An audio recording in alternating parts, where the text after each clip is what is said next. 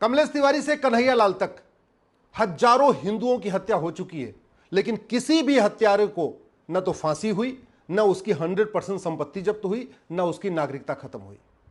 स्वामी श्रद्धानंद जी से स्वामी लक्ष्मणानंद जी तक हजारों लोगों की हत्या हो चुकी है, पालघर में भी हत्या हुई, लेकिन आज तक किसी भी हत्यारे को न फांसी हुई, न उसकी 100% संपत्ति जब्त हुई, न उसकी नागरिकता खत्म हुई। बाकी तो छोड़िए, कश्मीर में जो 1990 में नरसंहार हुआ था, बहन बेटियों का बलात्कार हुआ था, दुकान मकान पे कब्जा हुआ था, घर जलाया गया था, आरे से काट दिया गया था, उसमें भी किसी को न तो फांसी हुई, न किसी की 100% संपत्ति जब्त हुई, न किसी की नागरिकता खत्म हुई। और उसका मूल कारण है ये अंग्रेजों का घटिया कानून, Indian penal code, civil criminal procedure code और एविडेंस एक्ट। हमने इस कानून को बदल दिया। अब नए मुकदमे भारतीय न्याय संहिता के अंतर्गत हो रहे, लेकिन इस अंग्रेजों के कानून और नए वाले कानून में केवल 20% डिफरेंस है। 80% वही कॉपी पेस्ट हुआ है, 80% कॉपी पेस्ट हुआ है। नए वाले कानून में भी नार्को पॉलीग्राफ ब्रेन मैपिंग करने अनिवार्य नहीं है। नए वाले कानून में भी हत्यारों की 100% संपत्ति जब्त करने का कोई प्रावधान नहीं है। नए वाले कानून में भी हत्यारों की नागरिकता खत्म करने का कोई प्रावधान नहीं है। अब जब जमानत मिल गई है, सोशल मीडिया उबला हुआ है, लेकिन आप एक चीज समझ लीजिए, कोर्ट में जो डिसीजन होता है ना, वो कानून के आधार पे होता है। वो social media, Facebook, Twitter, Instagram के वीडियो देख के नहीं होता। वहां पे जो डिफेंस का लॉयर होता है, जो बचाने वाला वकील होता है, वो कानून खोल खोल के दिखाता है, देखिए कानून में क्या लिखा हुआ है, और जज को वो कानून पढ़ना पड़ता है। अब आप चिल्लाते रहिए बाहर, जमानत क्यों मिली, जमानत क्यों मिली, जमानत क्यों मिली। अरे कानून में लिखा हुआ है कि आपको 2 महीने के अंदर जांच पूरी करनी है, और 2 महीने के अंदर जांच नहीं पूरी करेंगे तो जज की मर्जी हो, जब मन चाहे आपको वहां पे जमानत दे दे।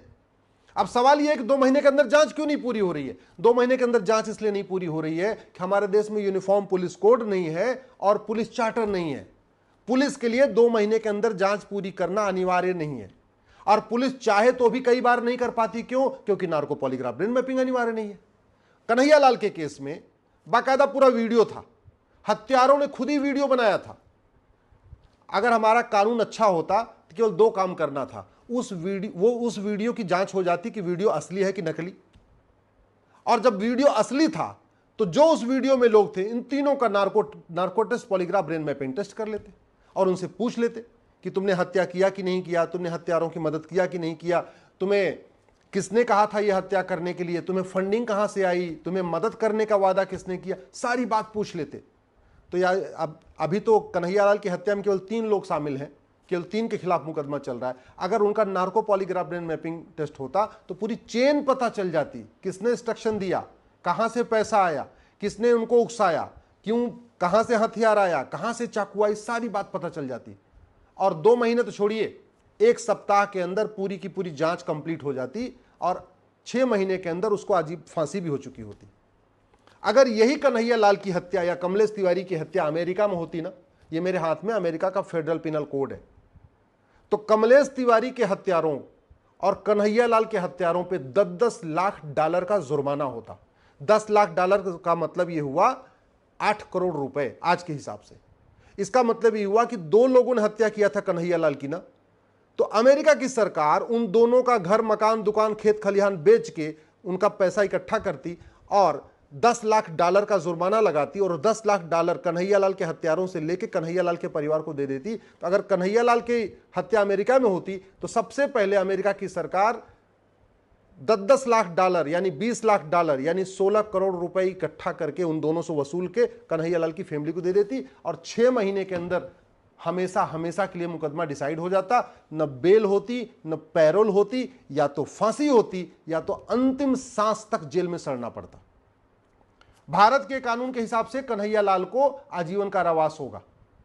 अगर सरकार मनमाफिक आ गई, इंडी गठबंधन की सरकार आ गई, कांग्रेस की सरकार आ गई, तो 14 साल में छोड़ भी सकती है, अच्छा गुड करेक्टर दिखा के। अमेरिका में अगर कन्हैया लाल की हत्या होती तो कम से कम 1200 साल सजा होती, 1200 साल सजा होती। भारत और अमेरिका का कानून में यही अंतर है। भारत में मर्डर की 1 धारा है और अमेरिका में मर्डर की 10 धारा है। किलिंग अलग है, बुचरिंग अलग है, मैनस्लाटर अलग है, जेनोसाइड अलग है, हेट क्राइम अलग है। कैसे मारा, किस सोच के साथ मारा, उसकी भी सजा होती है। हमारे देश में केवल हत्या की सजा होती है, किस सोच के साथ हत्या किया उसके लिए अलग से कोई अपराध नहीं होता, उसकी अलग से सजा नहीं होती, वहां अलग से सजा होती है। अगर हम चाहते हैं वास्तव में खौफ पैदा हो कानून का, तो हमें भारत में जस्टिस विद इन ईयर लागू करना पड़ेगा। और भारत में तो पहले जस्टिस विद इन आवर होता था, 1 घंटे के अंदर मुकदमों का फैसला होता था। जस्टिस विद इन डे होता था, 1 दिन के अंदर फैसला होता था। जस्टिस विद इन वीक होता था, 1 सप्ताह के अंदर फैसला होता था। और बहुत रेयर केस होते थे जिनका मुकदमा 1 महीने चलता था, फिर भी वो जस्टिस विद इन मंथ तो हो ही जाता था। मैं ये कह रहा हूं, आज भी अगर नार्को पॉलीग्राफ ब्रेन मैपिंग कानून बना दिया जाए तो मुकदमों का फैसला जस्टिस विद इन मंथ, 1 महीने में शुरू हो जाएगा। हमारे देश में मुकदमा इसलिए लंबा चल रहा है कि कन्हैया लाल के हत्यारे अब झूठे गवाह पेश करेंगे।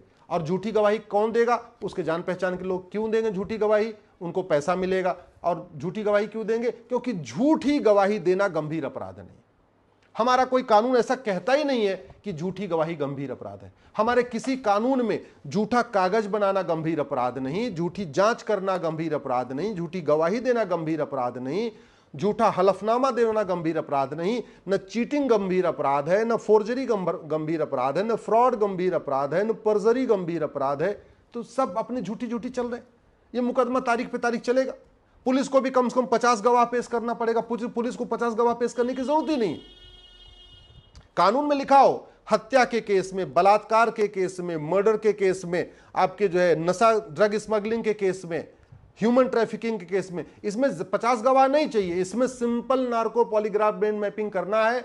50-60 सवाल पूछ लीजिए, जो पूछना है, किसने मदद किया, क्यों मारा, कैसे मारा, कहां से मारा, क्यों किया, कहां सामान छिपाया, सब कुछ कर लीजिए। और करने के बाद खत्म, उसको दीजिए सीधे फांसी।